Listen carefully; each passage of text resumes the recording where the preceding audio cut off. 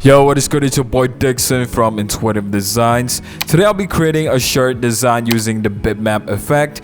You can watch the full tutorial on that link in the pop-up right corner here. Now the idea that I have in mind is a combination of BITMAP effect with some modern acid text placement. I've been practicing my text game lately. If you follow me on Instagram, you will know. Anyway, some of the assets that I'll be using today are from Envato Elements, which is today's sponsor.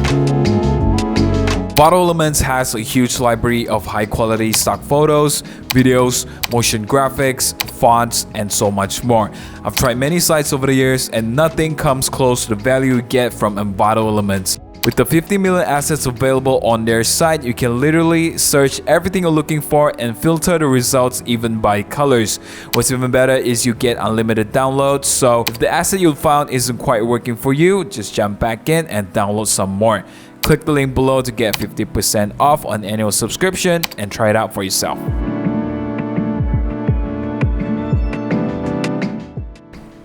Alright, so here's the main piece of the design. I got it from Unsplash and I'm just gonna add the bitmap effect to it. And the plan is to create two versions of this in different values. Because I'm trying to go for that glitchy displaced look. I know that sounds confusing, but you will see what I mean later on. But yeah, hopefully that works out.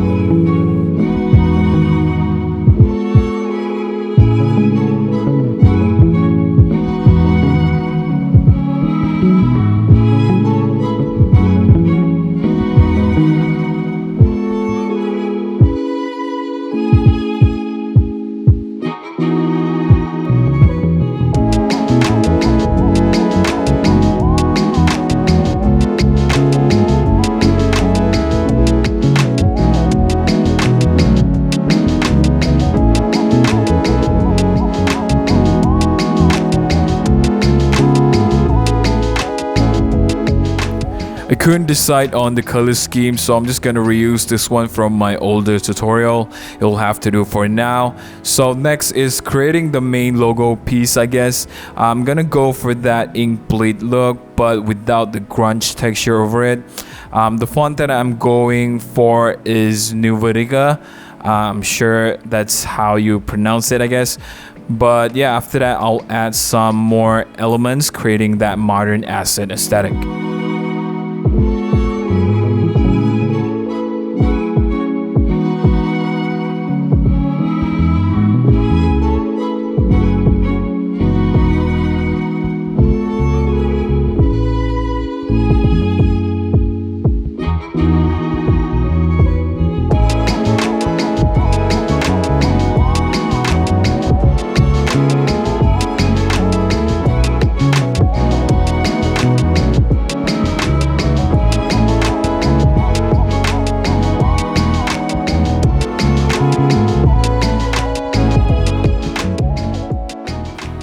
So guys, now I'm adding this shape into the logo. I kind of wanted to go around this logo, creating this ring, but we'll see.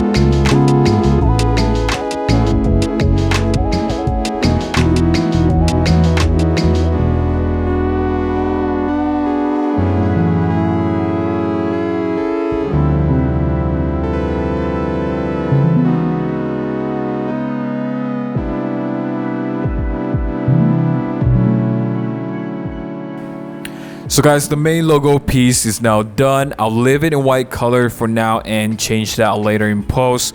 Also, if you're wondering where I got these smaller elements, they are from my icon pack and you can get them all from my store, link below. Right, so the next step is adding more elements to the top and bottom of the design. I don't have plans for that, so it's gonna be a lot of trial and error.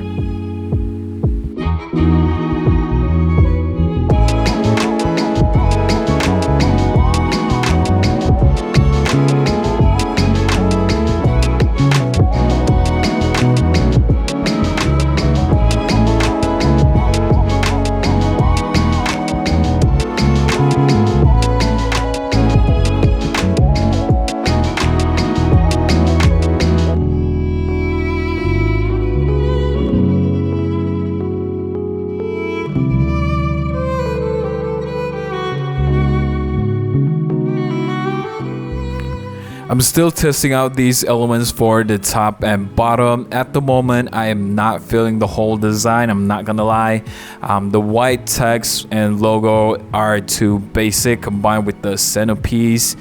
You know, I'm just not really feeling it, to be honest. But what I can guarantee is that the end result will be crazy, so stay tuned for that.